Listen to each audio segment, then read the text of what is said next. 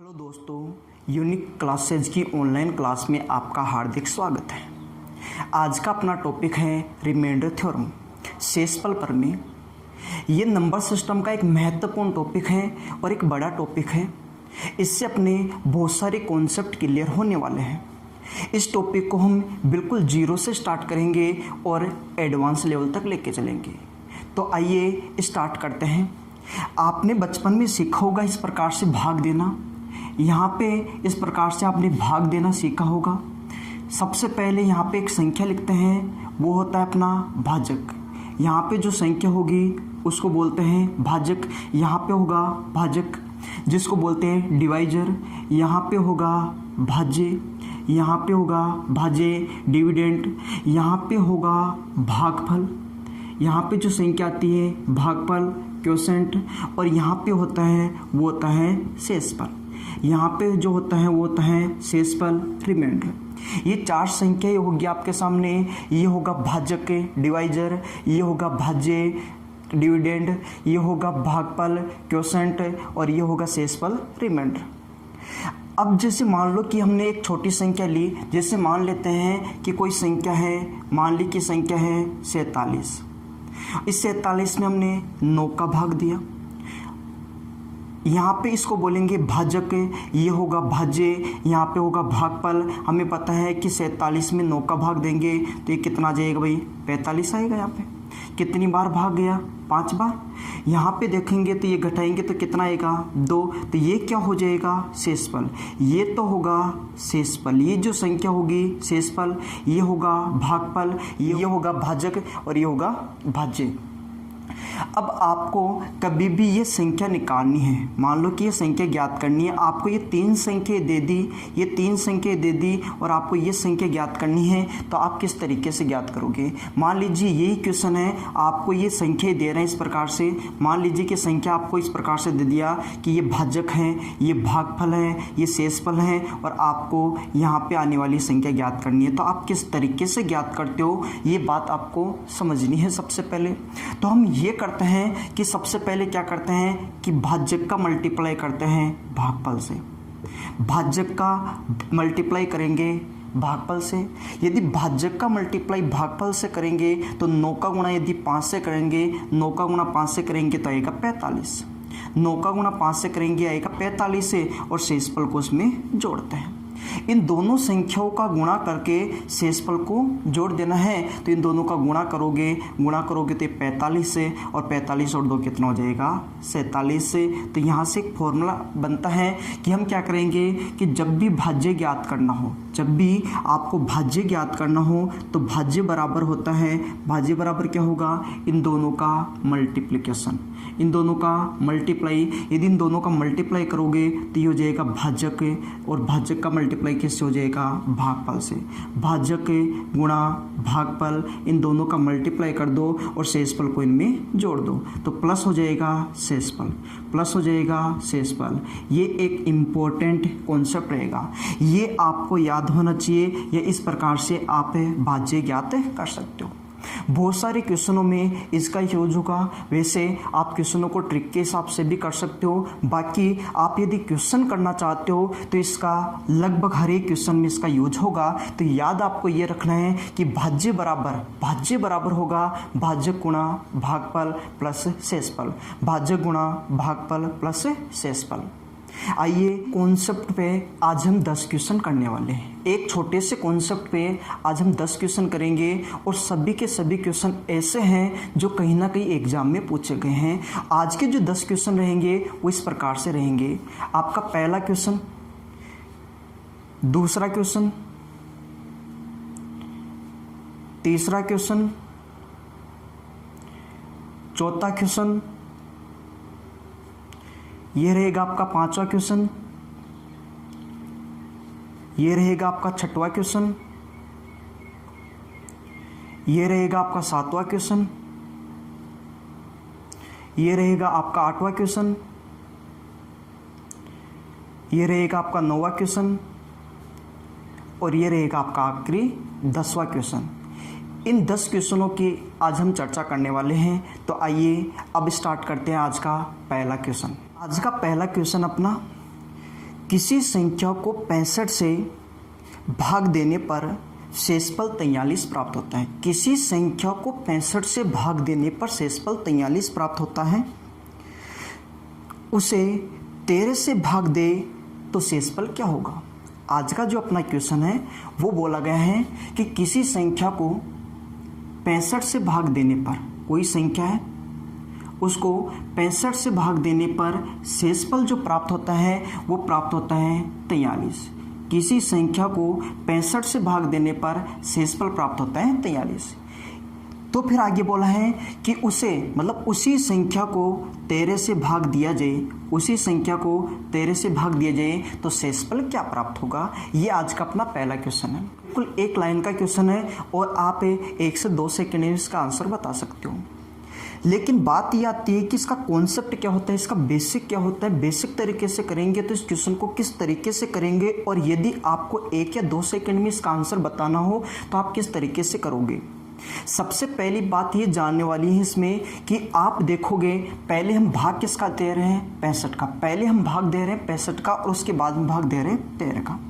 पहला कॉन्सेप्ट अपना ये रहेगा, याद रखना आप कि यदि इस पहले भाजक में, पहले भाग दे रहे हो 65 का, इसका मतलब पहला भाजक है और ये दूसरा भाजक है। यदि पहले भाजक में दूसरे भाजक का पूरा पूरा भाग जाए, यदि पहले भाजक में दूसरे भाजक का पूरा भाग जाए, या फिर ये बोल सकते हो कि इस पहली संख्या का ये दूसरी संख्या एक गुणनखंड हो, एक फैक्टर हो, तो ये नियम लागू होगा कि पहले भाजक में यदि दूसरे भाजक का पूरा पूरा भाग जाता है, जैसे यहाँ पे 65 है, 65 में 13 का पूरा पूरा भाग जा रहा है, इसका मतलब हम आगे की कार्रवाई कर सकते हैं। और आगे की कार्रवाई ये रहेगी, यदि इसमें इसका पूरा पूरा भाग जाता है तो आप सीधा आंसर निकाल सकते हो। कैसे कि 43 में ही 13 का भाग दो, 43 में ही 13 का भाग देके हम सीधा शेषफल निकाल सकते हैं। लेकिन इसके लिए शर्त इतनी सी है कि इस पहले भाजक में दूसरे भाजक का पूरा पूरा भाग जाना चाहिए, या फिर ये दूसरा भाजक पहले भाजक का एक गुणनखंड होना चाहिए।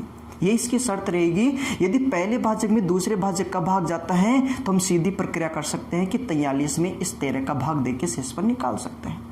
तो हम यहाँ पे यदि शेषफल ज्ञात करना हो तो हम क्या करेंगे, सीधा कि 43 में, इस 43 में किसका भाग दे देंगे, 13 का, क्योंकि हमें पता है कि इस 65 में 13 का भाग जाता है तो 43 में 13 का भाग देके शेषफल ज्ञात कर लेंगे। यदि 13 का भाग दोगे तो 3 बार जाएगा तो यहाँ पे कितना आएगा, 39 आएगा। 39 आएगा तो हम ये बोल सकते हैं 43 माइनस 39 कितना होगा, 4, मतलब अपना शेषफल कितना रहेगा, 4। तो हम ये बोल सकते हैं कि किसी संख्या में 65 का भाग देने पर शेषफल 43 है तो उसी संख्या में 13 का भाग देने पर शेषफल कितना आएगा, 4। ये रहेगा इसका सीधा तरीका। अब बात ये आती है कि मान लो कि यहाँ पे 65 में 13 का भाग जा रहा है, मान लो कि भाग नहीं जाए तो फिर आंसर क्या होगा। मान लीजिए कि अपना क्वेश्चन इस प्रकार से होता कि यहाँ पे देखो 65 है लेकिन यहाँ पे 13 नहीं होता, यहाँ पे होता 17। अब हमें पता है कि मान लो कि क्वेश्चन इस प्रकार से आ गया कि 65 का भाग देने पर शेषफल 43, तो 17 का भाग देने पर शेषफल कितना आएगा। तो यदि आपने 43 में 17 का भाग देके शेषफल निकाला तो आपका क्वेश्चन गलत हो जाएगा। अब आप ये बोलोगे कि 65 में 17 का भाग नहीं जाता है, 65 में 17 का भाग नहीं जाता है, तो आपका आंसर फिर होगा कि निर्धारित नहीं कर सकते, ज्ञात नहीं किया जा सकता। फिर आपका आंसर होगा ज्ञात नहीं किया जा सकता। 65 में 17 का भाग नहीं जा रहा है, इसका मतलब यहाँ पे आंसर क्या होगा, निर्धारित नहीं कर सकते या फिर ज्ञात नहीं कर सकते। लेकिन अपना क्वेश्चन क्या था कि अपना क्वेश्चन यहाँ पे क्या है, 13, क्योंकि 65 में 13 का भाग जाता है तो हम सीधा 43 में 13 का भाग देके आंसर निकाल लेंगे। यदि 43 में 13 का भाग देंगे तो शेषफल कितना आएगा, फिर 4। तो अपने इस क्वेश्चन का आंसर क्या रहेगा, 4। ये तरीका तो हम क्वेश्चन को सीधा किस तरीके से करें, तो इस तरीके से हम क्वेश्चन को सीधा ही कर सकते हैं।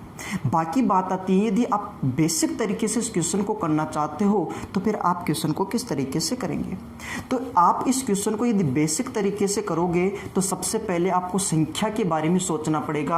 आपको पता है कि किसी संख्या में कोई संख्या है, उस संख्या में 65 का भाग दे रहे हो तो शेषफल कितना आ रहा है, 43 आ रहा है। तो सबसे पहले आपको संख्या के बारे में देखना है कि वो संख्या क्या है। मान लीजिए वो संख्या क्या है, n, तो n की वैल्यू क्या होगी।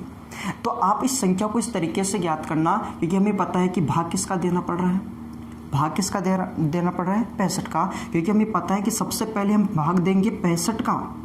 तो यहाँ पे कोई ना कोई संख्या होगी और उस संख्या को मैंने क्या बोल दिया, n बोल दिया। संख्या n 65 का भाग देंगे, भाग कितनी बार जाएगा हमें पता नहीं है, तो मान लेते कितनी बार जाएगा, x बार। और x बार भाग जाने के बाद में जो शेषफल प्राप्त होता है वो कितना प्राप्त होता है, 43 प्राप्त होता है। अब हमें पता है कि जो यहाँ पे संख्या होगी वो इस 65 का एक गुणनखंड होगी, या 65 उसका एक गुणनखंड होगा। तो हम यहाँ पे ऐसे ज्ञात कर सकते हैं, यदि संख्या ज्ञात करनी हो तो संख्या ज्ञात करने के लिए हम ऐसे बोलेंगे कि 65 का मल्टीप्लाई किससे कर दिया जाए भाई, x से कर दिया जाए।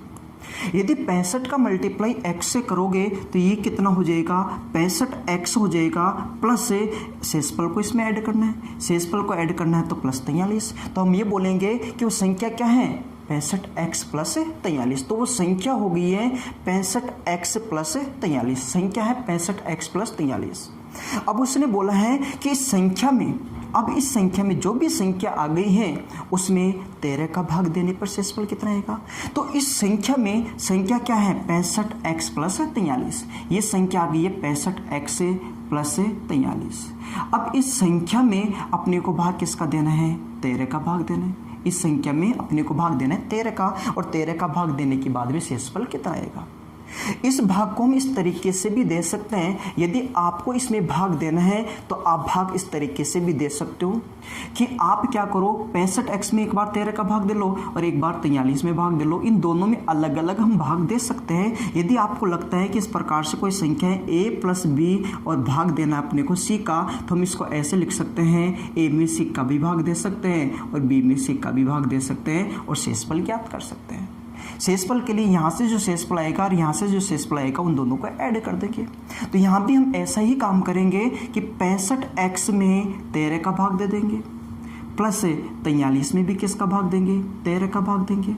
अब हमें पता है कि यहाँ पे देखोगे तो इसमें 13 का पूरा पूरा भाग जाता है, क्योंकि 65 में 13 का भाग जाता है। x तो मल्टीप्लाई में तो एक मल्टीपल है, तो हम ये बोलेंगे कि 65 में 13 का भाग जाता है पूरा पूरा।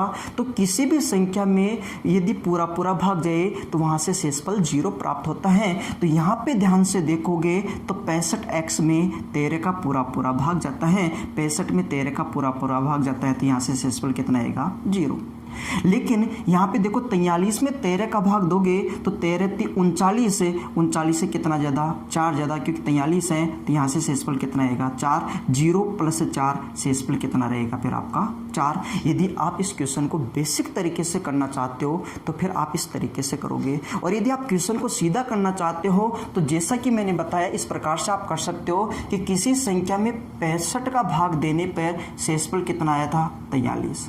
फिर बोला है कि 13 का भाग देने पे शेषफल कितना रहेगा, तो आपने ये बोला कि सबसे पहले देखो 65 में 13 का भाग जा रहा है, तो जा रहा है, बिल्कुल जा रहा है। तो आप 43 में किसका भाग दोगे, 13 का, और 43 में 13 का भाग देके आप निकालोगे शेषफल। तो 43 में 13 का भाग 3 बार जाता है, तो यहाँ पे बोलेंगे यहाँ पे कितना रहेगा, 39। इसका मतलब शेषफल कितना रहेगा, 4। तो अपने पहले क्वेश्चन का जो आंसर होगा वो होगा 4। उम्मीद करता हूँ कि ये बात आपको अच्छे से समझ में आ गई होगी। यदि ये बात आपको अच्छे से समझ में आ गई तो आगे वाला क्वेश्चन देखते हैं, क्वेश्चन नंबर 2।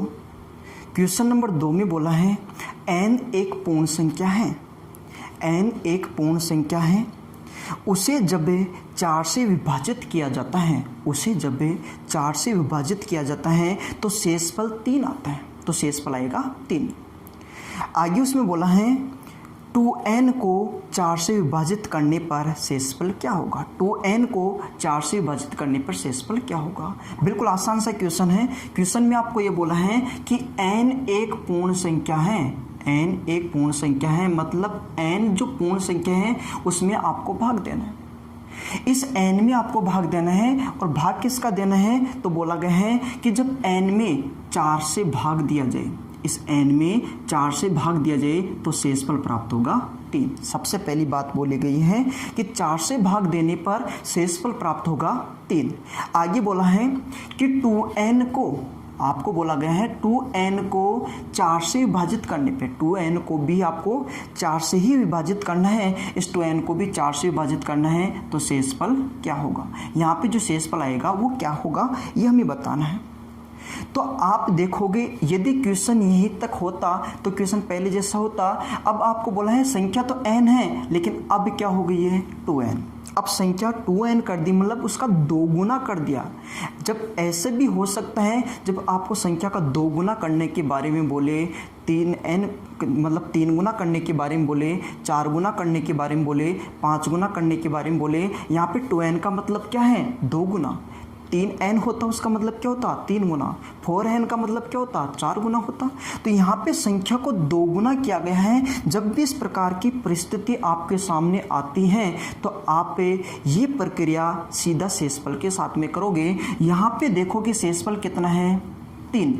लेकिन आप यहाँ पे देखोगे तो संख्या को 2 गुना कर दिया। यदि 2 गुना कर दिया तो आप शेषफल को भी 2 गुना कर दो।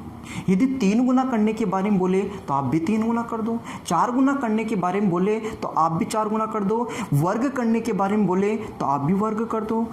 क्यूब करने के बारे में बोले तो आप भी क्यूब कर दो। तो ये सारी चीज़ें आपको ध्यान रखनी है। यहाँ पे 2n का मतलब आप इसी शेषफल के साथ में इसका 2 से गुणा कर दो। तो 2 से गुणा करोगे 6, और 6 में हम सीधा किसका भाग देंगे? 4 का। शेषफल में ही किसका भाग दे देंगे? 4 का। तो 6 में यदि आप 4 का भाग देते हैं, यदि 6 को 4 से डिवाइड करते हैं तो भाग कितनी बार जाएगा? 1 बार। तो शेषफल कितना आएगा? 2। तो अपने इस पर्टिकुलर क्वेश्चन का जो आंसर होगा वो होगा 2। अब बात ये आती है, इसमें आंसर तो आपने निकाल लिया कि 2 गुना के लिए 2 से गुणा कर दे, 3 गुना होता तो 3 से गुणा कर देते, वर्ग की बात करा होता तो वर्ग कर देते। लेकिन बात ये आती है कि ऐसा हमने क्यों किया? ऐसा हमने क्यों किया? तो हम इस बात को फिर से उसी तरीके से हम समझने की कोशिश करते हैं। सबसे पहले हम क्या करेंगे? सबसे पहले ये n निकालने की कोशिश करेंगे कि उसने बोला है कि संख्या n है, संख्या n है। सबसे पहले हम n ज्ञात करने की कोशिश करते हैं। तो हमें पता है कि यदि हम n में 4 का भाग देते हैं, n में 4 का भाग देते हैं तो भाग कितनी बार जाएगा अपने को पता नहीं है, तो मान लेते हैं क्या है? x। तो 4 का भाग देने पे शेषफल कितना आ जाएगा? तो शेषफल आ जाएगा, क्वेश्चन में बोला गया है 3। शेषफल आ जाएगा 3। 4 का भाग देने पे शेषफल रहेगा 3। अब n की वैल्यू निकालने के लिए 4 का गुणा सबसे पहले x से करना पड़ेगा। 4 का गुणा x से करोगे तो 4x हो जाएगा, प्लस में आ जाएगा ये 3। शेषफल को जोड़ते हैं, इन दोनों का मल्टीप्लाई करके यदि शेषफल को जोड़ेंगे तो n की वैल्यू प्राप्त हो जाएगी। तो n की वैल्यू हो जाएगी 4x + 3, ये n की वैल्यू होगी। लेकिन दूसरी लाइन में आपको बोला है कि अब n नहीं होना चाहिए, ये होना चाहिए 2n। यदि n को यदि 2 से गुणा करोगे 2n, यदि इसको 2 से गुणा किया तो इसका भी गुणा किससे करना पड़ेगा? 2 से। इसका भी गुणा 2 से करना पड़ेगा। और यदि इसको 2 से गुणा करोगे तो कितना हो जाएगा? 8x + 6, 8x + 6। अब इस 2n में भाग किसका देना है? 4 का भाग देना है। 2n का मतलब ये हो गया, 2n का मतलब ये हो गया कि इसमें 4 का भाग देना है, और इसमें 4 का भाग देंगे तो हम इस प्रकार से बोल सकते हैं कि 8x में भी 4 का भाग देना पड़ेगा और 6 में भी अपने को 4 का भाग देना पड़ेगा, और यहाँ से शेषफल निकालना पड़ेगा। बात यहाँ पे ये करे कि 8 में 4 का पूरा भाग जाता है। जब भी पूरा भाग जाता है तो शेषफल कितना आता है? 0। जैसे मैं बोलूँ कि इस प्रकार से बोलूँ कि यहाँ पे 6 में यदि मैं 2 का भाग दूंगा तो शेषफल कितना आएगा? तो मैं बोलूँगा भाग जाएगा 3 बार, तो शेषफल कितना आ जाएगा? 0। जब भी किसी संख्या में पूरा भाग जाए तो शेषफल आता है 0। तो हमें पता है 8 में 4 का पूरा भाग जाता है तो यहाँ पे शेषफल कितना आएगा? 0। और यदि 6 में 4 का भाग देते हैं तो शेषफल कितना आता है? 2, क्योंकि 6 में 4 का भाग इसी प्रकार से तो देते हूँ। 6 में 4 का भाग देंगे, 1 बार जाएगा तो शेषफल कितना आ जाएगा? 2। तो अपने इस क्वेश्चन का आंसर रहेगा 2। तो उम्मीद करता हूँ आपको सीधा क्वेश्चन को किस तरीके से, शॉर्टकट किस तरीके से करना है, और यदि आप बेसिक तरीके से करना चाहते हो तो आप क्वेश्चन को भी इस तरीके से कर सकते हो। आइए अब चलते हैं अपने तीसरे क्वेश्चन की ओर। आज का देखते हैं तीसरा क्वेश्चन। क्वेश्चन नंबर 3 में आपको बोला गया है किसी संख्या को 5 से भाग देने पर, किसी संख्या को 5 से भाग देने पर शेषफल 3 प्राप्त होता है। यदि उस संख्या के वर्ग को, उस संख्या के वर्ग को 5 से भाग दिया जाए तो शेषफल क्या होगा? क्वेश्चन में आपको बोला है कि किसी संख्या को 5 से भाग दिया जाए तो शेषफल 3 प्राप्त होता है। जब उस संख्या के वर्ग को, स्क्वायर को 5 से भाग दिया जाए तो फिर शेषफल क्या होगा? तो हम ऐसे बोलेंगे कि सबसे पहले हम भाग किसका दे रहे हैं? 5 का। 5 का भाग देने के बाद शेषफल कितना आ रहा था? 3। यदि हम 5 का भाग दे रहे हैं तो शेषफल कितना आएगा? 3 आएगा। अब बोला है उस संख्या के वर्ग को, उस संख्या के वर्ग को, मान लीजिए कि पहले संख्या थी n, अब आपके पास संख्या क्या होगी n स्क्वायर, उस संख्या का क्या होगी वर्ग स्क्वायर होगी। उस संख्या के वर्ग को 5 से भाग दिया जाए तो शेषफल फिर आपका क्या होगा, ये अपना क्वेश्चन है। तो अभी मैंने आपको बोला था कि यदि 2n हो तो शेषफल को 2 से गुणा कर दो, 3n हो तो 3 से गुणा, मतलब गुणा वाली कंडीशन हो तो हम सीधा ही शेषफल को गुणा कर देते हैं। लेकिन अब यदि क्वेश्चन में आपसे बोल दे, वर्ग बोल दे, घन बोल दे, तो आप क्या करोगे, यदि स्क्वायर की बात करें, वर्ग की बात करें, तो आप क्या कर दो, शेषफल का भी वर्ग ही कर दो, जो भी शेषफल दे रखा है उसका भी आप स्क्वायर कर दो। यदि घन की बात करें तो आप सीधा ही शेषफल का घन कर दो, क्योंकि हमें पता है कि 5 में 5 का भाग जा रहा है, इसका मतलब आप आगे की प्रक्रिया कर सकते हो। तो हमें क्या पता है 3 का स्क्वायर करेंगे, क्योंकि वर्ग की बात कर रहे हैं तो आप भी वर्ग कर दो। 3 का स्क्वायर कितना हो जाएगा 9, और 9 में ही किसका भाग देंगे हम 5 का। इसका स्क्वायर करने पर 9 और 9 में किसका भाग देंगे, इस वाले 5 का, और 5 का भाग देंगे तो कितनी बार जाएगा, एक बार भाग जाएगा, तो हम बोल सकते हैं शेषफल कितना आएगा 4। तो हमें पता है कि उस संख्या के वर्ग में यदि 4 का भाग देंगे तो सीधा ही हम बोल सकते हैं कि उसका आंसर क्या हो जाएगा 4 हो जाएगा। आइए अब चलते हैं अपने अगले क्वेश्चन की ओर। आज का देखते हैं क्वेश्चन नंबर 4। क्वेश्चन नंबर 4 में आपको दे रखा है किसी संख्या को 21 से भाग देने पर शेषफल 13 प्राप्त होता है। किसी संख्या को 21 से भाग देने पर शेषफल 13 प्राप्त होता है। यदि उस संख्या के वर्ग के 3 गुने को, उस संख्या के वर्ग के 3 गुने को उसी भाजक से मतलब क्या हुआ कि पहले हम 21 का भाग दे रहे हैं तो अब भी किसका भाग देना है 21 का, उसी भाजक से विभाजित किया जाए, मतलब भाग दिया जाए, तो शेषफल क्या होगा। अब अपना क्वेश्चन ये है कि किसी संख्या को हम यदि 21 से डिवाइड करते हैं, किसी संख्या में यदि हम 21 का भाग देते हैं तो अपना शेषफल आएगा 13। किसी संख्या में यदि हम 21 का भाग देते हैं तो अपना शेषफल आएगा 13।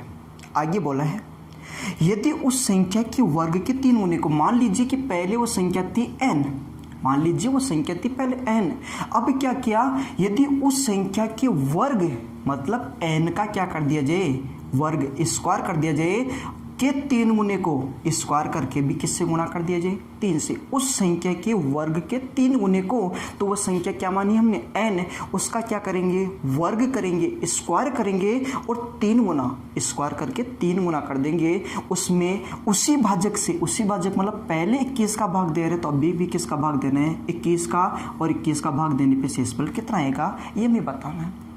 जो प्रक्रिया संख्या के साथ की है वही प्रक्रिया आप शेषफल के साथ दोहरा दो। जो प्रक्रिया क्वेश्चन में संख्या के साथ कर रहा है, n के साथ कर रहा है, वो प्रक्रिया हम किसके साथ करेंगे शेषफल के साथ, क्योंकि हमें पता है 21 में 21 का भाग जाता है तो इसके साथ हम काम कर सकते हैं। तो हमें पता है कि स्क्वायर कर रहे हैं तो इसका भी स्क्वायर कर दो, और 3 गुना कर रहे हैं तो आप भी क्या कर दो, इसका 3 गुना कर दो। स्क्वायर करके आपको 3 गुना करना है। हमें पता है 13 का स्क्वायर कितना होता है 169 होता है, और 169 का गुणा किससे कर दे 3 से कर दे, 169 का गुणा 3 से कर दे।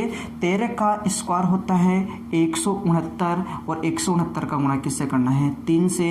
यदि 169 का गुणा हम 3 से करते हैं तो आएगा 27, 7 हो जाएगा, 18 और 2 हो जाएगा 20, और यहाँ पे इन दोनों का गुणा करेंगे 3 और 2 हो जाएगा 5, मतलब 507 है। मतलब इसको सोल्व करने के बाद में 507, और इस 507 को ही किससे डिवाइड कर दे 21 से, इसमें 21 का भाग दे दे 21 का, और 21 का भाग दे के शेषफल निकाल लेते हैं। सीधी सी प्रक्रिया है। यदि 21 का भाग देंगे तो 21 का 2 से गुणा 42 से 2 बार भाग जाएगा। यहाँ पे देखोगे तो हमें पता है कि कितना आएगा 8, 7, 87 भाग देंगे तो कितना जाएगा 84, कितनी बार भाग जाएगा 4 बार, तो शेषफल कितना आएगा 3। तो अपने इस क्वेश्चन का जो आंसर रहेगा वो कितना रहेगा 3 रहेगा।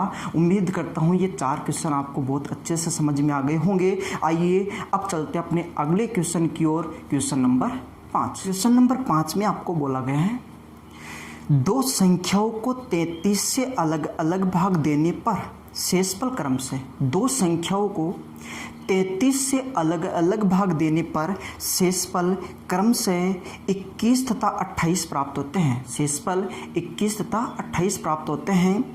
आगे बोला गया है यदि उन संख्याओं के योगफल को 33 से ही भाग दिया जाए तो शेषफल क्या प्राप्त होगा। अब आपको बोला गया है, अभी तक जो अपने पास क्वेश्चन था वो केवल एक ही संख्या के बारे में बोल रहा था, एक संख्या के बारे में बोल रहा था, उसके साथ हमें 2 गुणा 3 गुणा स्क्वायर क्यूब जो करने की बात कर रहा था हमने किया। अब आपके पास जो क्वेश्चन है वो 2 संख्याओं का है कि 2 अलग अलग संख्याओं में हमें 33 का भाग देना है। 2 अलग अलग संख्याओं में 33 का भाग देना है। 2 अलग अलग संख्याओं में यदि 33 का भाग देंगे तो शेषफल भी अलग अलग आएगा। जैसे पहली संख्या में भाग देंगे तो क्वेश्चन में बोला गया है शेषफल प्राप्त होगा 21।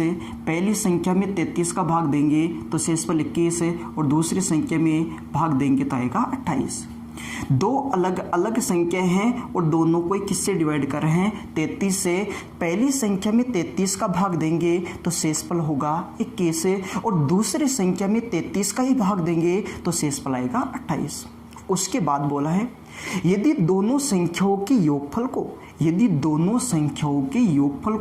इन दोनों संख्याओं का योगफल कर दिया जाए और उसमें भी किसका भाग दे दिया जाए 33 का तो शेषफल कितना आएगा। फिर शेषफल क्या रहेगा वो मैं बताना है। जब इस टाइप का क्वेश्चन आपके सामने होता है 2 संख्याओं का 3 संख्याओं का 4 संख्याओं का तो आपको यही देखना है कि देखो 33 है, यहाँ भी 33 है, तो हम आगे की प्रक्रिया कर सकते हैं। भाग जा रहा है, पहले भाजक में दूसरे भाजक का भाग जा रहा है, मतलब आगे की प्रक्रिया हम कर लगा सकते हैं। हम यहाँ पे सीधा ये बोलेंगे कि देखो दोनों संख्याओं के योगफल को तो 2 संख्या कौन कौन सी हैं ये तो हमें पता नहीं है, लेकिन हमें इतना जरूर पता है कि दोनों का शेषफल क्या है। पहला रिमाइंडर है 21 और दूसरा है 28। तो संख्याओं का योगफल बोल रहा है तो आप सीधा ही क्या कर दो शेषफल का योगफल कर दो। आपको संख्याओं के साथ कुछ करने की जरूरत नहीं है, आप सीधा ही शेषफल के साथ में प्रक्रिया दोहरा सकते हो। तो हम ये बोल सकते हैं कि शेषफल 21 और शेषफल 28 इन दोनों का योगफल करेंगे तो ये कितना आ जाएगा भाई, ये आ जाएगा 49, ये हो जाएगा 49। इन दोनों का योगफल करने के बाद में कितना होगा 49 और 49 में ही किसका भाग दे, इनका योगफल करने के बाद में ही 33 का भाग दे दीजिए। 33 का भाग देंगे, हमें पता है 33 का भाग देने पे कितनी बार जाएगा, एक बार, और एक बार जाएगा तो यहाँ पे 33 होगा और इसमें से 33 घटाएंगे तो ये कितना जाएगा 16। तो हम ये बोल सकते हैं इसका शेषफल कितना आएगा 16। दोनों संख्याओं का योगफल करके आप 33 से डिवाइड करते हो तो अपना शेषफल कितना होगा 16, मतलब अपने इस क्वेश्चन का आंसर होगा 16। ये तो है इसका, इस तरीके से आप क्वेश्चन को कर सकते हो, मतलब सीधा क्वेश्चन को कर सकते हो। लेकिन फिर से आपके दिमाग में एक ही क्वेश्चन चल रहा होगा कि इस क्वेश्चन को हम बेसिक तरीके से करें तो फिर किस तरीके से हम क्वेश्चन का आंसर कर पाएंगे। बेसिक तरीके से इस क्वेश्चन को करें तो इस प्रकार से करेंगे। अब 2 संख्या हैं, पता नहीं कौन कौन सी हैं, तो पहली संख्या n1 बोल देते हैं और दूसरी संख्या को बोल देते हैं n2। हमें पता है कि n1 की वैल्यू निकालने के लिए n1 को किससे डिवाइड किया 33 से। पहली संख्या में 33 का भाग देंगे तो शेषफल कितना आ जाएगा, अपना शेषफल आ जाएगा 21। यदि पहली संख्या में n1 में 33 का भाग देंगे तो शेषफल आएगा 21। अब कितनी बार भाग जाएगा मेरे को पता नहीं है, तो मान लेता हूँ कितनी बार भाग जा रहा है x बार। तो n1 की वैल्यू ऐसे ही तो ज्ञात करेंगे कि 33 का मल्टीप्लाई x से कर दीजिए।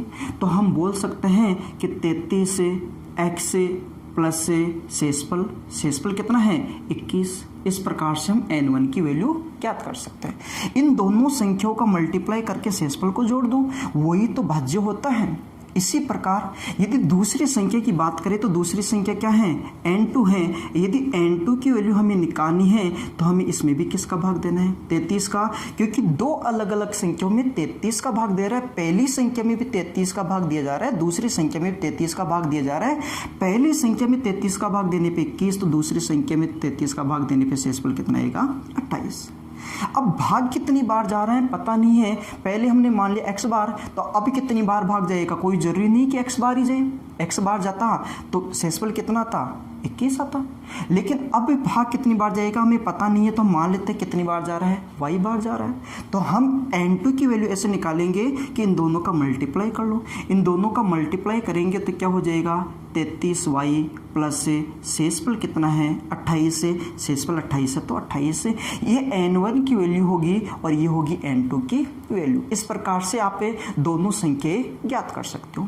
अब क्वेश्चन में आपसे आगे बोला गया है कि दोनों संख्याओं के योगफल में, दोनों संख्याओं के योगफल में, तो दोनों संख्याओं का योगफल मतलब है n1 प्लस n2, इन दोनों का योगफल मतलब इन दोनों को आपको जोड़ना पड़ेगा। इन दोनों को जोड़ने का मतलब क्या हो गया, इन दोनों को जोड़ना।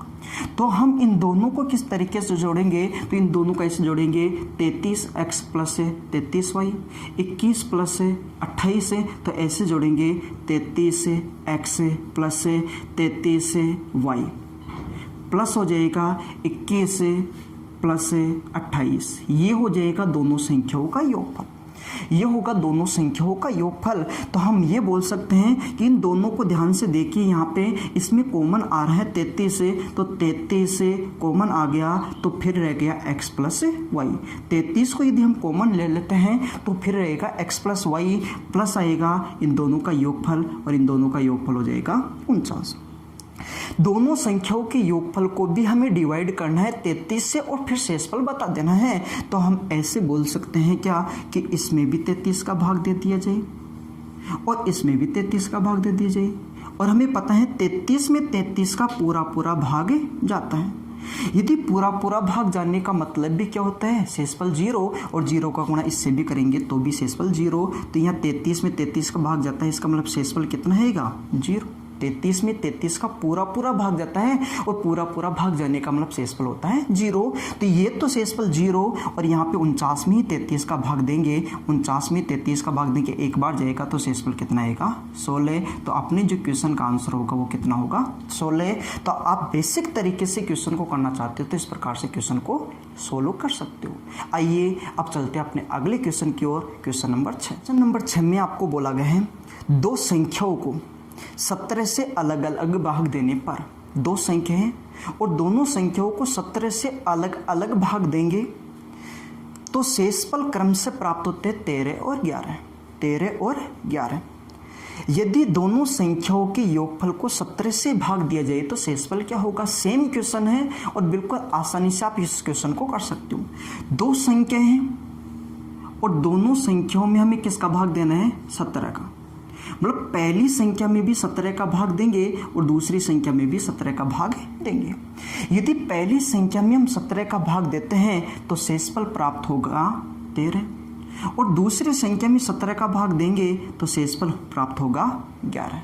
इस प्रकार से हम काम करेंगे। पहली संख्या में 17 का भाग देंगे शेषफल 13 और दूसरी संख्या में 17 का भाग देंगे शेषफल 11। अब बोला है कि दोनों संख्याओं के योगफल को, दोनों संख्याओं के योगफल को 17 से भाग दिया जाए तो शेषफल क्या आएगा ये हमें बताना है। तो हमें पता नहीं है कि संख्या क्या है, तो हम सीधा ही क्या करेंगे, सीधा ही हम इन दोनों का योगफल करेंगे। तो 13 और 11 कितना हो जाएगा 24, और 24 में ही किसका भाग दे देंगे 17 का, और 17 का भाग देंगे हमें पता है एक बार जाएगा और एक बार भाग जाएगा तो शेषफल कितना आएगा 7। तो हम ये बोल सकते हैं कि दोनों संख्याओं के योगफल को 17 से डिवाइड करते हैं तो अपना रिमाइंडर होगा वो कितना होगा 7। तो ये जो इस क्वेश्चन का जो अपना आंसर होगा वो क्या रहेगा 7। अब ये क्वेश्चन आप योगफल कर रहे हो, पहले वाले क्वेश्चन में भी योगफल किया था, इस वाले क्वेश्चन में भी योगफल, क्या ऐसा क्वेश्चन अंतर के लिए भी, डिफरेंस के लिए भी बन सकता है। तो हाँ बिल्कुल, यदि क्वेश्चन में बोलता कि दोनों संख्याओं का अंतर करने के बाद में शेषफल कितना आएगा तो हम सीधा बोलते 13 और 11 का अंतर कितना 2, और 2 में 17 का भाग जाता नहीं है तो फिर शेषफल कितना रहता 2 ही रहता। तो अंतर के लिए भी आप ऐसा कर सकते हो और योगफल के लिए भी आप ऐसा कर सकते हो। आइए अब चलते हैं अपने अगले क्वेश्चन की ओर। Question number 7। क्वेश्चन नंबर 7 करने से पहले एक छोटा सा कॉन्सेप्ट समझने की कोशिश करते हैं। अपना कॉन्सेप्ट समझने की कोशिश करना और आने वाले 2 या 3 क्वेश्चनों को बड़ी आसानी से फिर आप कर सकते हो। तो कॉन्सेप्ट सीखने की कोशिश करो। देखिए, आपको यदि बोल दिया जाए किसी संख्या में, और मान लो कि संख्या है 41, किसी संख्या में यदि हम 9 का भाग देते हैं कोई संख्या है 41, यदि उसमें 9 का भाग देते हैं और 9 का भाग देके शेषफल निकालेंगे यहाँ पे कोई ना कोई। दूसरी संख्या में कोई दूसरी संख्या है, दूसरी संख्या मान लेते हैं कि है 33, दूसरी संख्या में 9 का भाग देके फिर हम शेषफल निकालेंगे। फिर आपको बोलेगा पहली संख्या में 9 का भाग देने पे शेषफल आएगा, दूसरी संख्या में 9 का भाग देने पे शेषफल, मतलब भाजक क्या रहेगा, सेम। फिर बोलेगा कि दोनों के योग में यदि इन दोनों का योगफल कर दिया जाए, योगफल किसका, पहली संख्या है 41 और दूसरी संख्या है 33, इन दोनों के योगफल में 41 और 33 कितना हो जाएगा 74, और इनके योगफल में यदि 9 का भाग देखिए फिर शेषफल निकाल लिया जाए। तो यदि मैं पहली संख्या 41 में 9 का भाग देता हूं तो कितनी बार जाता है भाई, 4 बार भाग जाता है। तो शेषफल कितना प्राप्त होता है 5, इसका शेषफल कितना प्राप्त होगा 5। यदि दूसरी संख्या 33 में यदि 9 का भाग देता हूं तो कितनी बार जाएगा, 3 बार भाग जाएगा। तो शेषफल कितना प्राप्त होगा, तो हम बोलेंगे शेषफल प्राप्त होगा 6। पहली संख्या में 9 का भाग देने पर शेषफल 5, दूसरी संख्या में 9 का भाग देने पर शेषफल 6, और दोनों के योग में 9 का भाग देंगे तो 9 8 72, तो यहाँ पे शेषफल फिर कितना जाएगा 2 आएगा। फिर शेषफल कितना आएगा 2। आपको क्वेश्चन इस तरीके से बोलेगा कि एक संख्या में या किसी संख्या, यहाँ पे संख्या नहीं देगा आपको, ये तो कॉन्सेप्ट समझाने के लिए मैंने संख्या ले ली है। किसी संख्या में किसी निश्चित संख्या का भाग देने पे शेषफल ही आता है, अन्य संख्या में उसी संख्या का भाग देने पर, मतलब जो पहला भाजक था उसी का भाग दीजिए, संख्या अलग अलग होगी लेकिन यहाँ का भाजक एक होगा, शेषफल 6 आता है। फिर बोलेगा इन दोनों के योग में उसी भाजक का भाग देने पे शेषफल आता है, मतलब ये तीनों शेषफल आपको देगा और आपसे पूछेगा बताइए भाजक क्या है, आपसे पूछेगा ये भाजक है। अब इस क्वेश्चन में आपसे ये बोल देता है कि भाजक याद कीजिए, आपको सीधा दिखाई दे रहा है कि इसका भाजक क्या है 9 है, इसका भाजक क्या है 9 है, तो आपको इसमें दिखाई दे रहा है। मान लो कि इसमें भाजक दिखाई नहीं देता तो फिर आप क्वेश्चन को कैसे करते, तो इसका एक तरीका रहेगा कि आप क्या करो, पहली संख्या में भाग देने पे शेषफल कितना है यहाँ 5 है, पहली संख्या में भाग देने पे शेषफल कितना है 5, उसको उठा लो। दूसरी संख्या में उसी भाजक का भाग देने पर शेषफल कितना है 6, और फिर क्या बोला इन दोनों के योग में, तो आप क्या करो इन दोनों का ही योग कर दो, पहले शेषफल और दूसरे शेषफल को आपस में जोड़ दो, और जो तीसरा शेषफल आया है दोनों के योग से जो शेषफल आया है उसको इसमें से घटा दो, तो आपको ये भाजक प्राप्त हो जाएगा। भाजक कितना है 9, तो 5 और 6 कितना 11 माइनस 2 कितना हो जाएगा 9, तो भाजक कितना जाएगा 9। तो यहाँ से जो कंसेप्ट तैयार हो रहा है, जब भी इस प्रकार का क्वेश्चन आपके सामने आता है तो हम सीधा क्या करेंगे, पहले और दूसरे शेषफल को जोड़ेंगे, ऐड करेंगे और तीसरे शेषफल को इसमें से घटा देंगे। मान लीजिए कि क्वेश्चन इस प्रकार से आ गया, आपके सामने क्वेश्चन इस प्रकार से आ गया कि किसी संख्या में एक निश्चित भाजक का भाग देने पे, यहाँ पे कोई ना कोई भाजक है, मान लीजिए वो क्या है x है, उसका भाग देने पे शेषफल आ गया है a। मान लीजिए कि x का भाग देने पे, एक संख्या में x का भाग देने पे शेषफल a आ गया। दूसरी संख्या में यहाँ पे कोई ना कोई संख्या होगी, जैसे मान लो कि p है, p में x का भाग देने पे शेषफल a आ गया, और q में दूसरी संख्या मैंने ले ली q में उसी भाजक मतलब x का भाग देने पे शेषफल मान लीजिए आ गया b, और फिर बोलेगा इन दोनों संख्याओं के योग में, दोनों संख्या कौन सी p प्लस q, इन दोनों के योग में p प्लस q, इन दोनों के योगफल में उसी भाजक का भाजक क्या है x है, x से उसी भाजक का भाग देने पे मान लीजिए शेषफल आ गया है c। आपसे पूछेगा तो भाजक क्या है, भाजक का मान क्या है, तो हम x की वैल्यू ज्ञात करने के लिए सीधा बोलेंगे कि पहले और दूसरे शेषफल को आप जोड़ दो, तो a प्लस b, ये हो जाएगा a प्लस b, और इसमें से घटा दो तीसरे शेषफल को, तीसरा शेषफल क्या है c। आप इस तरीके से हम क्वेश्चन को कर सकते हैं। तो आइए अब देखते हैं क्वेश्चन नंबर 7। क्वेश्चन नंबर 7 में आपको इस कॉन्सेप्ट से संबंधित अपना क्वेश्चन नंबर 7। क्वेश्चन नंबर 7 में आपको बोला है जब किसी संख्या को एक निश्चित भाजक द्वारा विभाजित किया जाता है, कोई संख्या है उसको एक निश्चित भाजक द्वारा विभाजित किया जाएगा तो शेषफल 46 प्राप्त होगा। आगे बोला है जब किसी अन्य संख्या को उसी भाजक द्वारा विभाजित किया जाता है तो शेष 31 प्राप्त होता है। यदि दोनों संख्याओं के योग को उसी भाजक से विभाजित किया जाता है तो शेषफल 19 प्राप्त होता है। तो भाजक ज्ञात कीजिए, तो भाजक बताना है।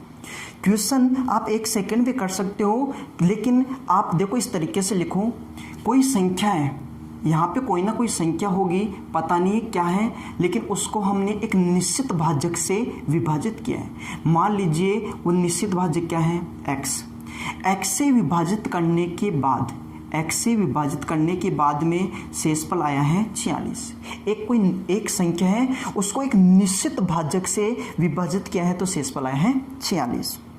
फिर बोला है अन्य संख्या को, कोई अन्य संख्या है, यहाँ पे कोई अन्य संख्या है, मान लीजिए ये संख्या थी a और यहाँ पे अन्य संख्या आ गई है b, उसको उसी भाजक से, पहले भाजक x अभी भी भाजक x से विभाजित करने पे जो शेषफल प्राप्त हुआ है वो प्राप्त हुआ है 31।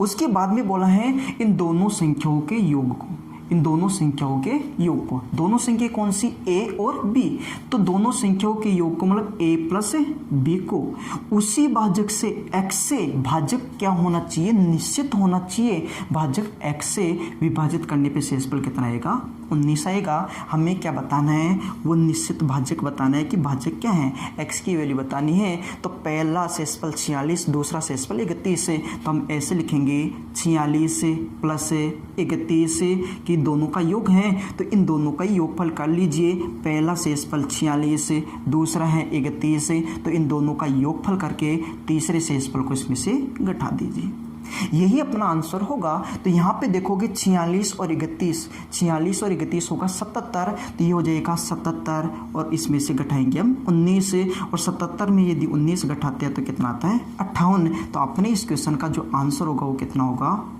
58 होगा, मतलब जो अपना भाजक होगा वो कितना होगा, 58। आइए चलते अपने अगले क्वेश्चन की ओर, क्वेश्चन नंबर 8। क्वेश्चन नंबर 8 और क्वेश्चन नंबर 7 दोनों एक जैसे क्वेश्चन है। क्वेश्चन नंबर 8 में आपसे बोला गया है जब किसी संख्या को एक निश्चित भाजक द्वारा विभाजित किया जाता है तो शेषफल 37 प्राप्त होता है। मतलब जो पहला शेषफल रहेगा वो कितना रहेगा, 37 रहेगा। पहला शेषफल रहेगा वो कितना रहेगा, 37। आगे बोला है अन्य संख्या को उसी भाजक द्वारा विभाजित किया जाता है, अन्य संख्या को उसी भाजक द्वारा विभाजित किया जाता है तो शेषफल 25 प्राप्त होता है। दूसरा शेषफल अपना प्राप्त हो रहा है, वो हो रहा है 25। आगे हमसे बोला गया है कि दोनों संख्याओं के योग को उसी भाजक द्वारा विभाजित किया जाता है तो शेषफल 17 प्राप्त होता है। दोनों संख्याओं के योग को उसी भाजक द्वारा विभाजित किया जाता है तो शेषफल 17 प्राप्त होता है। तो वो भाजक ज्ञात कीजिए। हमें पता है पहला शेषफल ये है, दूसरा शेषफल ये है और तीसरा शेषफल ये है। दोनों का योगफल, इन दोनों का ही हम योगफल कर देंगे और इसमें से ये घटा देंगे, वही अपना भाजक होगा। इन दोनों का यदि हम योगफल करते हैं तो 37 और 25 कितना होगा, 62 होगा, और 62 में से हम कितना घटा देंगे, 17 घटाएंगे।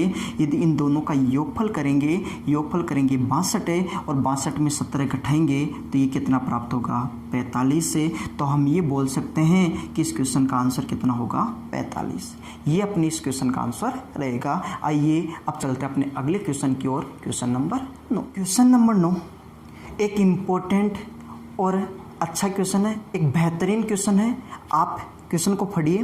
क्वेश्चन में दे रखा है यदि संख्या n को 2 अंकों के भाजक d से विभाजित किया जाता है। कोई संख्या है n, उसको 2 अंकों के भाजक से विभाजित किया जाता है, मतलब भाजक में अंक कितने रहेंगे, 2 रहेंगे। आगे हमसे क्वेश्चन में बोला गया है तो शेषफल 68 प्राप्त होता है। यदि d से विभाजित किया जाता है तो शेषफल 68 प्राप्त होगा। यदि 5n को d से विभाजित किया जाता है तो शेष 8 प्राप्त होता है। तो d का मान ज्ञात कीजिए। तो d का मान हमें बताना है। सबसे पहले बोला है कि एक संख्या है n, इस संख्या n को यदि हम d से भाग करते हैं, यदि इस संख्या n को यदि हम d से भाग करते हैं, यदि n में हम d का भाग देते हैं, तो अपना जो शेषफल आता है वो शेषफल आता है 68। जो अपना शेषफल आता है वो शेषफल आता है 68। यदि n में d का भाग देंगे तो उसका शेषफल रहेगा 68 रहेगा। आगे बोला है कि अब क्या कर रहे हैं, n का 5 गुना कर दिया, मतलब 5n, इस 5n को किससे भाग करना है, d से ही भाग करना है। यदि इस 5n को d से भाग करना है, मतलब इस n का कितना गुना कर दिया, 5 गुना। यदि n का 5 गुना कर दिया और आपको पता है भाग उसी संख्या का देने की कोशिश कर रहे हैं या उसी संख्या का भाग दिया जा रहा है, तो हम सीधा ये बोलेंगे कि 5 से गुणा करने का मतलब आप शेषफल को 5 से गुणा कर दो, 4 से गुणा करने का मतलब 4 से गुणा, तो यहाँ पे 5n मतलब n का गुणा 5 से हो गया, तो 68 का गुणा भी किससे करेंगे, 5 से, और 68 का गुणा 5 से करेंगे तो ये कितना आ जाएगा, 340। यदि 5n में d का भाग देंगे तो फिर शेषफल कितना आना चाहिए, 340 आना चाहिए। आप एक बात और याद रखना कि शेषफल कभी भी भाजक से बड़ा नहीं होता है, शेषफल कभी भी भाजक से बड़ा नहीं होता है। जैसे मैं बात करूं, यदि मैं यहाँ पे किसी संख्या में 9 का भाग दे रहा हूँ और संख्या मान लेते हैं कितनी है, 48 है। 48 में यदि 9 का भाग दूंगा तो यहाँ पे कोई ना कोई शेषफल प्राप्त होगा, और वो शेषफल हमेशा इस 9 से छोटा होगा, इसके बराबर भी नहीं हो सकता, इससे हमेशा छोटा होगा। भाग दे के देख लीजिए, हमेशा शेषफल इस भाजक से छोटा ही आएगा। यदि यहाँ पे भाग देंगे तो 5 बार जाएगा और 5 बार भाग जाएगा तो कितना शेषफल आएगा, फिर 3। यहाँ पे जो शेषफल आएगा हमेशा भाजक से छोटा होगा, और हमें पता है कि d कितने अंकों का है, 2 अंकों का। 2 अंकों का मतलब 10 से लेकर 99 के बीच में कोई ना कोई संख्या होगी। 10 से लेकर 99 तक कोई ना कोई संख्या होगी, वो 2 अंकों की संख्या होगी। वो संख्या ना तो 1 अंक की होगी ना 3 अंक की होगी, लेकिन यहाँ पे शेषफल कितना आ गया है, 340। लेकिन ओरिजिनल में यदि क्वेश्चन को देखा जाए तो क्वेश्चन में तो बोला गया है कि यदि 5n में d का भाग दिया जाए तो शेषफल 340 नहीं, अपने पास शेषफल होना चाहिए केवल और केवल 8। अपने पास शेषफल होना चाहिए 8, तो 340 शेषफल नहीं आएगा, यहाँ पे शेषफल आएगा 8। अब इस बात को किस तरीके से लिखा जाए, तो हमें पता है कि शेषफल कितना आएगा, 8 आएगा। तो हमने अभी थोड़ी देर पहले सीखा था कि इसको प्लस में इस प्रकार से लिखा भी तो जा सकता है, प्लस में भी लिख सकते हैं, इसको इस प्रकार से लिख सकते हैं कि मुझे पता है शेषफल कितना आएगा, 340, तो हमने यहाँ से निकाल लिया। लेकिन ओरिजिनल में जो क्वेश्चन में बोला है शेषफल कितना है, 8 है, तो 340 को मैं कैसे ऐसे लिख दूँ, 8 को अलग है और 340 में 8 घटाओगे तो कितना, 332 है, क्योंकि इन दोनों का गुणा करने पे 340 टोटल होगा। लेकिन मैं इसको इस तरीके से लिख रहा हूँ 332 प्लस 8, क्योंकि क्वेश्चन में साफ साफ बोला गया है कि शेषफल कितना होगा, 8 होगा। शेषफल 8 होगा, तो मैंने 8 को अलग ले लिया है, तो 340 में 8 को घटाएंगे तो 332 प्लस 340 क्या, 332 प्लस 8 कितना हो जाएगा, 340 हो जाएगा। तो 340 हमने बना लिया और क्वेश्चन को भी हमने फॉलो कर लिया। जो क्वेश्चन में बोलना चाह रहे हैं वो सारी चीज़ें हमने लिख दी हैं। अब हमें पता है कि शेषफल कितना होना चाहिए, 8 होना चाहिए। अब शेषफल 8 होना चाहिए, मतलब यहाँ पे जो संख्या है कि ये जहाँ पे d का भाग देने के बाद में शेषफल 8 ही रहेगा।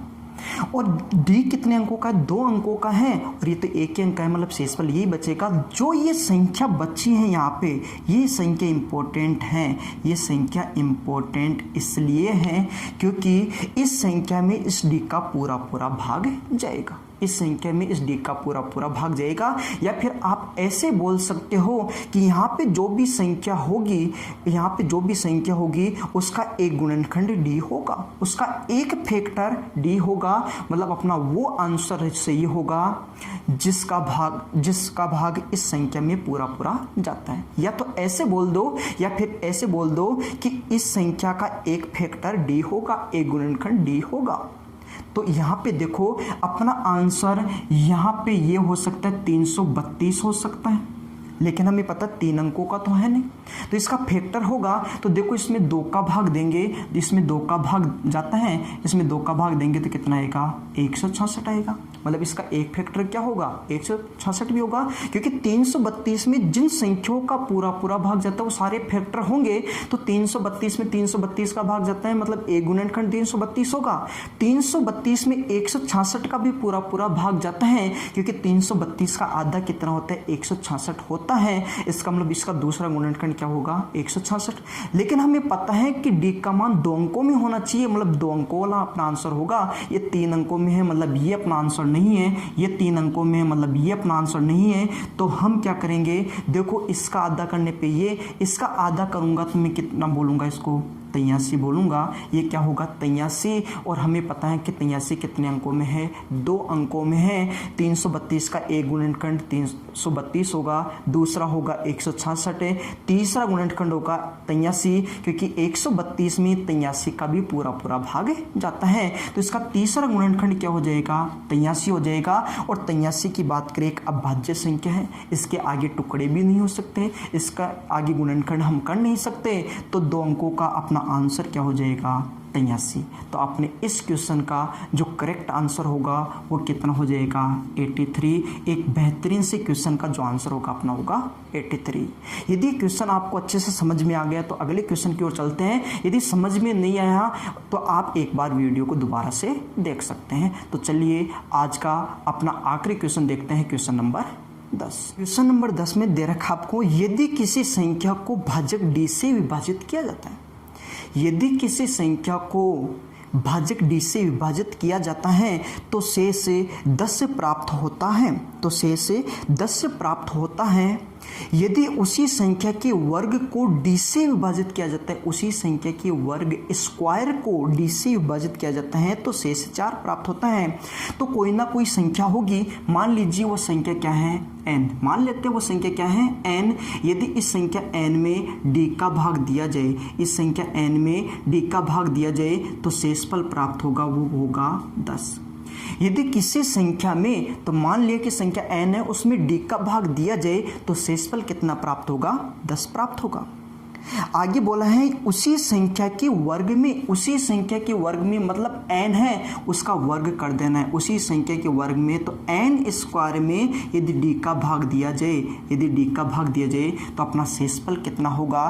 तो सबसे पहले यहाँ से देखिए कि यहाँ पे n है तो 10 है, तो n स्क्वायर है तो 10 का ही क्या कर दीजिए आप स्क्वायर, तो 10 का स्क्वायर करेंगे तो कितना होगा 100 होगा।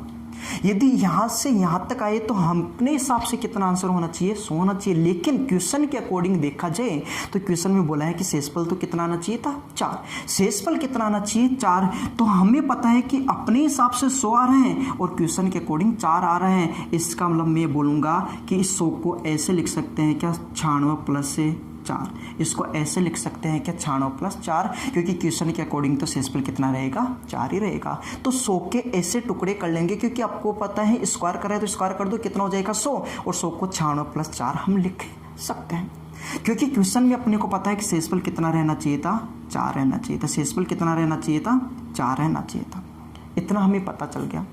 दूसरी बात ये भी पता चल गई कि यदि मैं d का भाग दे रहा हूं तो शेषफल कितना है, पहले 10 आया है, शेषफल 10 आए हैं तो शेषफल हमेशा भाग देने वाली संख्या से कम होता है। मतलब ये d का मान इस 10 से ज़्यादा होगा, इस d की वैल्यू तो भाग किसका दे रहे हैं d का भाग दे रहे हैं, तो d का मान तो इस शेषफल से ज़्यादा ही होगा। तो d की वैल्यू किससे ज़्यादा होगी 10 से ज़्यादा होगी, d की वैल्यू किससे ज़्यादा होगी 10 से ज़्यादा होगी।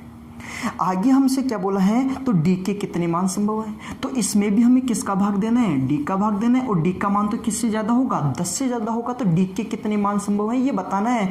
हमें पता है कि जो d होगा वो इसका फैक्टर होगा, d होगा वो इसका फैक्टर होगा, मतलब इसका गुणनखंड होगा, d होगा वो इसका गुणनखंड होगा, गुणनखंड होगा मतलब इसका इसमें भाग जाएगा d की वैल्यू का, तो d की वैल्यू का भाग जाएगा। और हमें पता है कि 10 से बड़ा होगा, तो 10 से बड़ी संख्या देखनी है जिनका भाग इस 96 में जाता है, जिनका भाग 96 में पूरा पूरा जाता है। तो 96 में हमें पता है कि 12 का भाग जाता है, 10 से कम नहीं लेनी है भाग जाने को, तो 8 का भी जाता है, 6 का भी जाता है, 4 का भी जाता है, 2 का भी जाता है, 1 का भी जाता है, लेकिन इनका भाग नहीं देना है क्योंकि ये संख्या नहीं लेनी है। क्यों नहीं लेनी है कि शेषफल 10 है तो वो संख्या 10 से ज़्यादा होगी, 10 से कम तो हो ही नहीं सकती, तो 10 से बड़ी संख्या देखनी है। तो 96 में 12 का भाग जाता है तो 1 तो ये संख्या होगी, 96 में 16 का भाग जाता है, एक गुणनखंड 16 होगा, मतलब 16 लेना अपने को। 96 की बात करें, इसमें 24 का भाग जाता है तो एक 24 होगा। 96 में हम बात करें 32 का भाग जाता है तो एक संख्या हम 32 भी लेंगे। 96 में 48 का भाग जाता है तो एक संख्या क्या होगी, 48 होगी। और 96 में 96 का भाग जाता है तो एक संख्या क्या होगी, 96 होगी। तो डी के कितने मान संभव होंगे, तो हम बोलेंगे 1, 2, 3, 4, 5 और 6। डी के कितने मान संभव है, 6 मान संभव है। तो आपने इस पर्टिकुलर क्वेश्चन का जो आंसर होगा या डी के जो मान संभव होंगे वो कितने मान संभव होंगे, 6। तो आपने इस क्वेश्चन का आंसर क्या रहेगा, 6 रहेगा।